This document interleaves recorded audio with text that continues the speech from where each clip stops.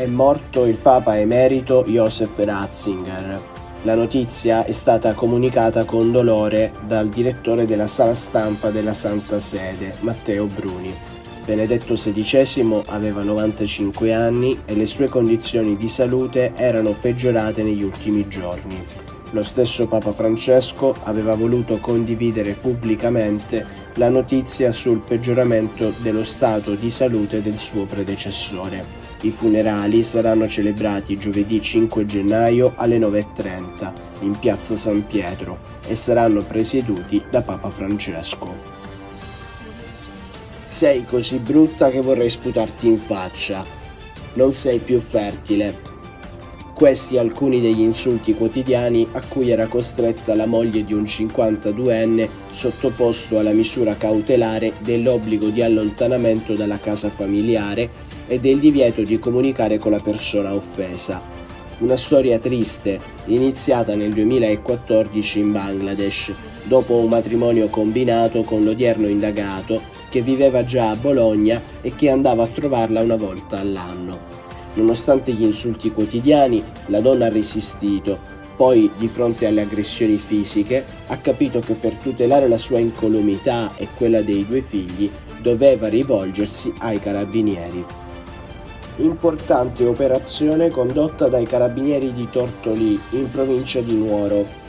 Un gruppo di ragazzi a bordo di 2 auto è stato sottoposto a verifiche e trovato in possesso di 33 candelotti che, dopo gli accertamenti del nucleo investigativo di Nuoro, si sono rivelati ordigni artigianali di fattura non professionale.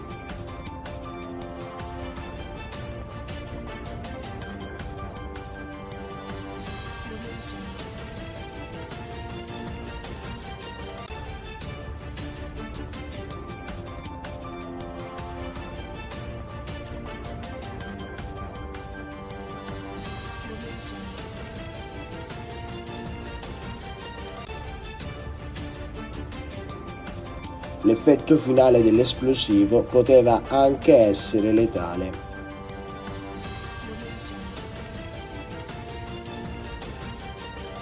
Teen City, il progetto promosso dal Comune di Milano per coinvolgere preadolescenti e adolescenti in modo attivo nel processo di crescita dei quartieri e delle comunità in cui vivono, è ripartito a novembre, si concluderà nel dicembre 2024.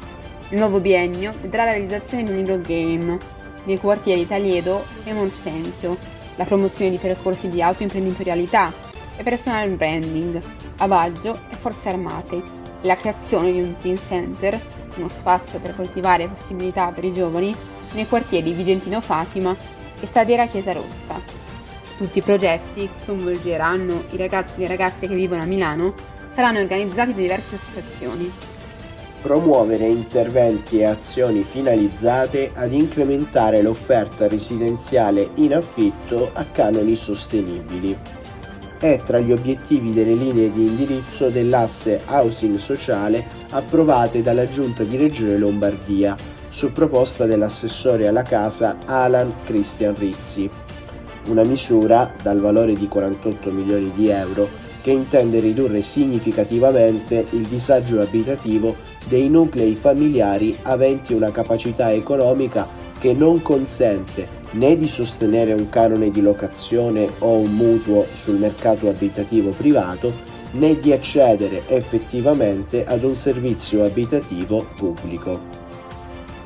Prosegue il percorso di riqualificazione e valorizzazione del Boschetto di Rogoredo. L'area urbana di oltre 650.000 m2 parte del Parco Agricolo Sud Milano, che in questi anni è stata sottratta al degrado e all'incuria ed è rinata nel segno del verde e dell'uso pubblico e fruibile. Sono state approvate dalla Giunta le linee di indirizzo per la concessione in uso dell'area di proprietà comunale denominata Area Verde ex Porto di Mare, compresa tra le vie Sant'Arialdo e San Dionigi. È arrivato a destinazione, in Ucraina, il carico di doni destinati ai bambini della città di Mykolaiv e partiti venerdì 23 dicembre da Trieste.